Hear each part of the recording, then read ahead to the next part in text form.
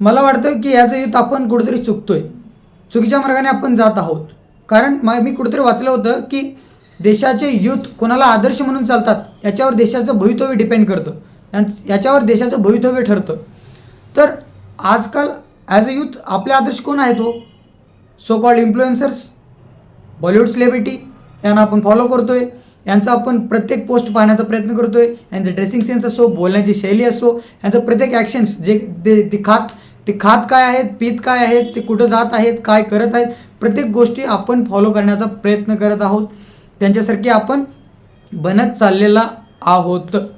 तर मला वाटते की आपण खरंच कुठेतरी चुकतोय. कारण भारत हा असा सुंदर देश आहे की या देशात खूप काही महान माणसे होऊन गेले.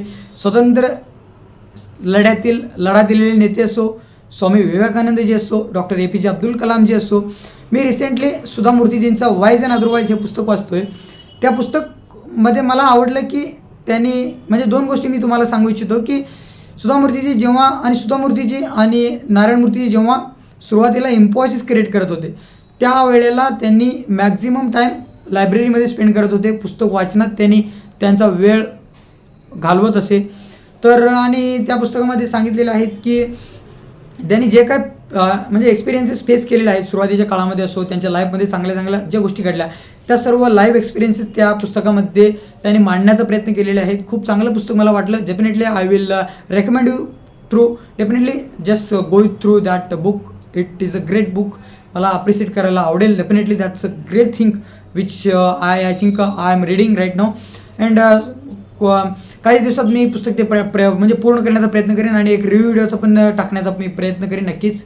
आपण बोलत होतो की आदर्श आपण कोणाला ठेवतोय हे खूप महत्त्वाचं ठरतं. त्यामुळं मला वाटतं की देवानं एक सुंदर मानव प्राण्याला विचार करण्याची शक्ती दिलेली आहे. त्यामुळं आपण डेफिनेटली विचार केला पाहिजे की आपण आदर्श कोणाला ठेवतोय, कोणाचे विचार वाचतोय, कोणाला फॉलो करतोय. या सर्व गोष्टी आपण भविष्यामध्ये what you want to become या डायरेक्ट कनेक्शन आहेत. त्यामुळं आपलं आयुष्य कसं आपण जगायला पाहिजे या सर्व गोष्टी याच्याशी डिपेंड करतं. त्यामुळं मला वाटते की आपण डेफिनेटली विचार केला पाहिजे की आपण चुकीच्या मार्गाने जात आहोत का बरोबरच्या मार्गाने जात आहोत. तर आणि मला अजून एक गोष्टी ॲज अ यूथ आपण वाचन करत नाही आजकाल. खरंच मी पण म्हणजे इन्क्लुडिंग मी पण मला असं वाटतं की आपण वाचनामध्ये कुठंतरी कमी पडतोय. जे महान माणसं होऊन गेले त्यांचं जर एक कॉमन हॅबिट जर आपण बघितलं तर वाचन. ते खूप पुस्तक वाचत होते आणि एक माणूस त्याच्या 60 किंवा 70 आयुष्याचा एक्सपिरियन्स एका पुस्तकामध्ये त्याने व्यक्त करतो. तर ते पुस्तक वाचायला आपल्याला नाही म्हटलं तरी 15 दिवसात कंप्लीट होतो. त्या 15 दिवसामध्ये आपण त्याचं 70 वर्षाचं आयुष्याचा एक्सपिरियन्स वाचून काढतो. म्हणल्यावर बघा की आपण पुढं कसं जातो. त्या माणसाचं एक्सपिरियन्स असो, त्या माणसाचं विचारसरणी असो, त्या माणसाचं व्यक्तिमत्व असो, त्या पुस्तकामधून आपल्याला दर्शन म्हणजे त्या पुस्तकामधून वाचायला आपल्याला भेटतं.